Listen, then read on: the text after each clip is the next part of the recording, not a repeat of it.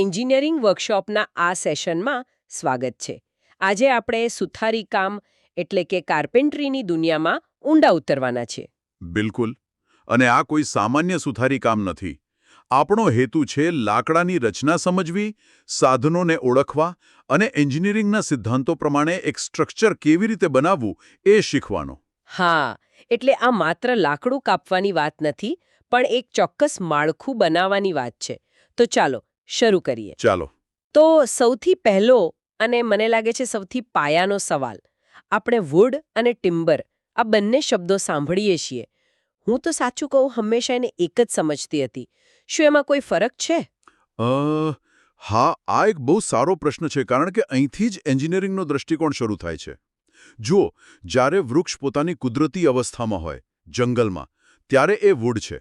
Okay. પણ જે ક્ષણે એને એન્જિનિયરિંગ કામ માટે કાપીને તૈયાર કરવામાં આવે, જેમ કે બીમ, પાટિયા કે એવા કોઈ આકારમાં, ત્યારે એ ટિમ્બર બની જાય છે. અચ્છા, એટલે ટિમ્બર એટલે પ્રોસેસ્ડ વુડ, જેનો આપણે બાંધકામમાં ઉપયોગ કરી શકીએ. બરાબર. અને એન્જિનિયરિંગમાં આપણે હંમેશા એક્ઝોજીનિયસ વૃક્ષોમાંથી બનેલા ટિમ્બરનો જ ઉપયોગ કરીએ છીએ. એક્ઝોજીનિયસ એટલે? એટલે કે એવા વૃક્ષો જેમની વૃદ્ધિ બહારની તરફ થાય છે. દર વર્ષે એક નવું વર્તુળ ઉમેરાય, ખબર છે? સાગ અને સાલ એના ઉત્તમ ઉદાહરણો છે. આ વૃક્ષો ખૂબ જ મજબૂત હોય છે. સમજાઈ ગયું. તો આપણે એ ટિમ્બરનો ઉપયોગ કરીએ છીએ. તો ચાલો હવે એ ઝાડના થડની અંદર એક નજર કરીએ. એની રચના કેવી હોય છે? આ સમજવું બહુ જ રસપ્રદ છે. જો આપણે થડનો આડો કાપ જોઈએ, તો એકદમ કેન્દ્રમાં એક નાનો નરમ ભાગ હોય છે. એને પિથ કે મેડ્યુલા કહેવાય. ઓકે. એની આસપાસ જે મોટો ઘેરા રંગનો ભાગ છે, એ છે હાર્ટવુડ. અને એન્જિનિયરિંગ માટે આ જ સૌથી મહત્વનો ભાગ છે. કેમ? કારણ કે એ સૌથી મજબૂત છે. એકદમ સાચું. એ થડનું હાડપિંજર છે. એમાં ભેજ ઓછો હોય છે અને એ સૌથી વધુ ટકાઉ હોય છે. એની બહાર આવે છે સેપવુડ, જે આછા રંગનું હોય અને જેમાં ભેજ ખૂબ વધારે હોય. અને સૌથી બહાર તો પેલી છાલ હોય, બરાબર ને? હા, છાલ અને તેની નીચે એક પાતળું કેમ્બિયમ લેયર. પણ આપણા માટે સૌથી મહત્વનું છે હાર્ડવુડ. બરાબર. આ મને સીધું જ બીજા એક વિષય પર લાવે છે. આપણે હાર્ડવુડ અને સોફ્ટવુડ વિશે ઘણું સાંભળીએ છીએ. તો શું આ એ જ છે કે કંઈક અલગ છે? સારો સવાલ. આ નામ થોડું ગેરમાર્ગે દોરનારું છે. એવું નથી કે એક અડવાથી કઠણ અને બીજું નરમ હોય. આ એક વનસ્પતિશાસ્ત્રીય વર્ગીકરણ છે. અચ્છા. સોફ્ટવુડ સામાન્ય રીતે પાઇન જેવા શંકુ આકારના બીજવાળા વૃક્ષોમાંથી આવે. એ ઝડપથી ઉગે, વજનમાં હલકા હોય છે. અને હાર્ડવુડ, જેમ કે સાગ, જે આપણે ફર્નિચર માટે વાપરીએ છીએ? હા, હાર્ડવુડ પહોળા પાંદડાવાળા વૃક્ષોમાંથી આવે છે. એ ખૂબ ધીમે ધીમે ઉગે છે, એટલે એમની રચના ખૂબ ગાઢ, ભારે અને મજબૂત હોય છે. એટલે જ સ્ટ્રક્ચરલ કામ માટે એ પહેલી પસંદ છે.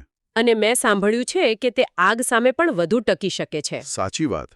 એની ગાઢ રચનાને કારણે એ આગનો સામનો વધુ સારી રીતે કરી શકે છે. ઠીક છે. તો આપણી પાસે હવે યોગ્ય ટિમ્બર છે. પણ તમે કહ્યું કે સેપવુડમાં ઘણો ભેજ હોય છે. તો શું એ ભેજનું કંઈક કરવું પડે? બિલકુલ. જો એ ભેજ કાઢ્યા વગર લાકડાનો ઉપયોગ કરો તો સમય જતાં એ સંકોચાઈ જાય, વળી જાય, એમાં તિરાડો પડે. ઓ. આ સમસ્યાને ટાળવા માટે લાકડામાંથી વધારાનો ભેજ દૂર કરવો પડે, અને આ પ્રક્રિયાને કહેવાય છે સિઝનિંગ. સિઝનિંગ. હા, શબ્દ સાંભળ્યો છે. એ કેવી રીતે થાય છે? એની મુખ્યત્વે બે રીતો છે. એક છે નેચરલ સિઝનિંગ, જેમાં લાકડાને હવામાં, છાંયડામાં સૂકવવામાં આવે. આ બહુ ધીમી પ્રક્રિયા છે. અને બીજી? કોઈ ઝડપી રીત? હા, બીજી છે કિલ્ન સિઝનિંગ.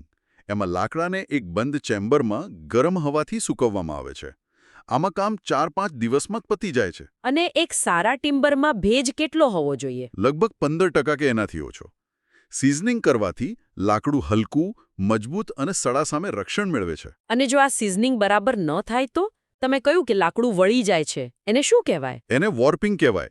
પણ એ સિવાય પણ સમસ્યાઓ છે, જેમ કે કેસ હાર્ડનિંગ. એ શું છે? એમાં એવું થાય કે લાકડાની બહારની સપાટી અંદર કરતાં વધુ ઝડપથી સુકાઈ જાય. બહારથી સૂકું લાગે, પણ અંદર ભેજ ફસાઈ જાય. ઓહો, બાપરે. અને પછી ફૂગ પણ લાગી શકે, બરાબર? હા, જો ભેજ રહી જાય તો ફંગી અટેકનો ભય હંમેશા રહે છે, જે લાકડાને અંદરથી ખોખલું કરી નાખે. ચાલો માની લઈએ કે આપણી પાસે એકદમ સરસ સીઝન્ડ ટિમ્બર છે.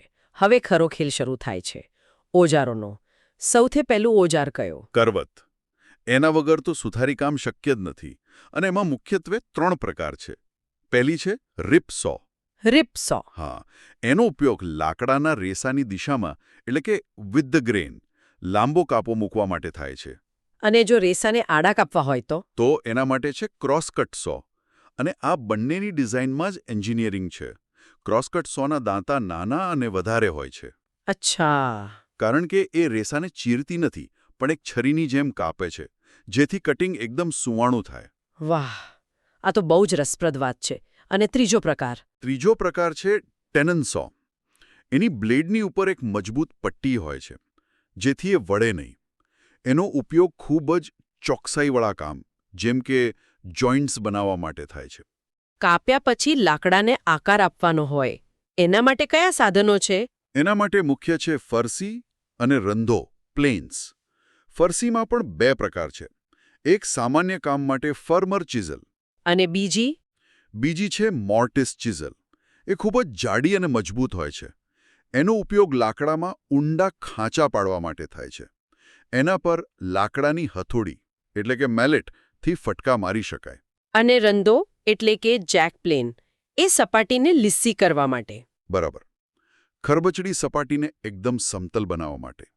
અને પછી આપણું જાણીતું સાધન ક્લો હેમર એટલે કે હથોડી. આ બધા કામમાં એક વાત તો સ્પષ્ટ છે કે ચોકસાઈ બહુ જ જરૂરી છે. જો માપ જ ખોટું હોય તો બધું નકામું. તમે એકદમ સાચું પકડ્યું. સુથારીકામનો આખો આધાર ચોકસાઈ પર છે. અને એના માટે પણ ખાસ સાધનો છે. સૌથી મહત્વનું છે ટ્રાય સ્ક્વેર.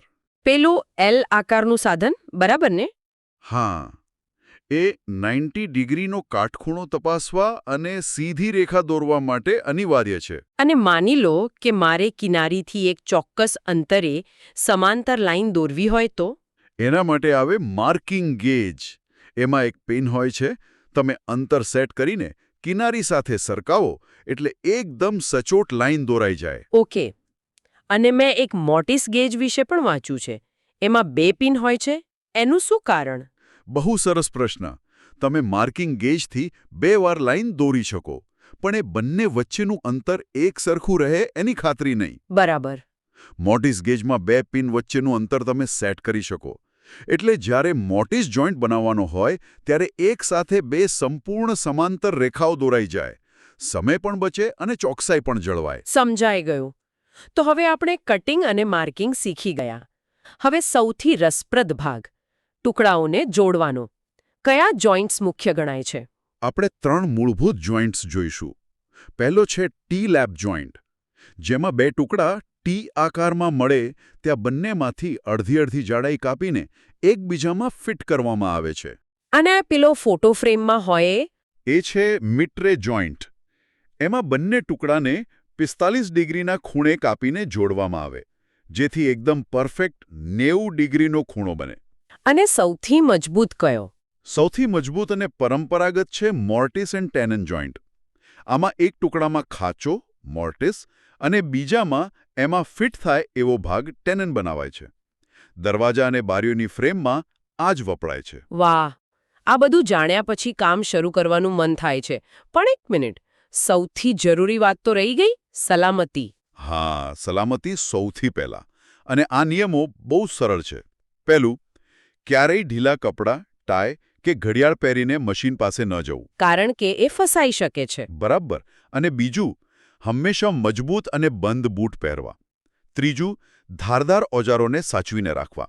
અને ચોથું, તમારું ધ્યાન હંમેશા તમારા કામ પર હોવું જોઈએ. બરાબર છે.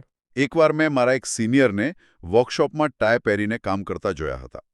અમારા પ્રોફેસરે મશીન બંધ કરીને કહ્યું હતું, આ ટાઈ તમને 1 સેકન્ડમાં મશીનની અંદર ખેંચી શકે છે. એ દિવસ પછી એ ભૂલ કોઈએ નથી કરી. આ ખૂબ જ મહત્વની વાત છે. તો ચાલો આ બધું ભેગું કરીએ. મારે એક સાદો ટી-લેપ જોઇન્ટ બનાવવો હોય તો એની પ્રોસેસ શું હશે? એકદમ સ્પષ્ટ 4 પગલાંની પ્રક્રિયા છે. પહેલું, મેજરિંગ એન્ડ માર્કિંગ. ડ્રોઈંગ પ્રમાણે ચોકસાઈથી નિશાન કરો. પછી? બીજું, પ્લાનિંગ. રંધો મારીને સપાટીને લીસી અને કાટખૂણે બનાવો. ત્રીજું, કટિંગ. ટેનોન સો અને ચિસલથી વધારાનો ભાગ કાઢી નાખો. અને છેલ્લે અને ચોથું છે અસેમ્બલી. બંને ભાગોને જોડીને જુઓ કે તે બરાબર ફિટ થાય છે કે નહીં. અહીં ધીરજ રાખવી પડે. પરફેક્ટ ફિટ મેળવવો પડે. ઉત્તમ. તો આખા સેશનનો સાર શું કહી શકાય? સાર એ જ છે કે કાર્પેન્ટ્રી એ માત્ર હાથની કળા નથી પણ મગજનું વિજ્ઞાન પણ છે. લાકડાને સમજો, ઓજારોનો સુરક્ષિત રીતે ઉપયોગ કરો અને ચોકસાઈ રાખો. અને હંમેશા સુથારીકામનો સુવર્ણ નિયમ યાદ રાખો. જે છે મેઝર ટ્વાઇસ કટ વન્સ, એટલે કે 2 વાર માપો 1 વાર કાપો. આ સલાહ તો મને લાગે છે કે જીવનમાં પણ બહુ કામની છે. બિલકુલ. આ જ આજના સેશન